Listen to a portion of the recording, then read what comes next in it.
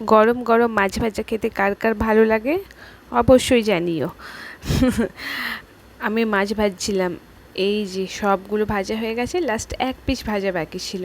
আর তারপর পটল আর আলুটা খুব ভালো মতো ভেজে নিয়েছিলাম। পটল আর আলু দিয়ে মাছের ঝোল হবে, কিন্তু এই পটল আলু মাছের ঝোলটা হবে শুধুমাত্র আমার ছানার জন্য।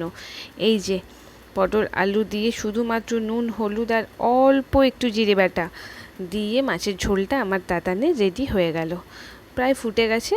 তারপর এই যে আমাদের মশলা কষা হচ্ছে। আমি আজকে কাতলার কালিয়া বানাবো।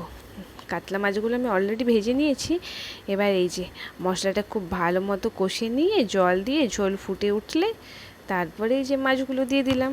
রেগুলার যা মশলা ইউজ করি সেইগুলোই সবাই করতে জানে, তাই আর আলাদা করে রেসিপি দেওয়ার কিছুই নেই।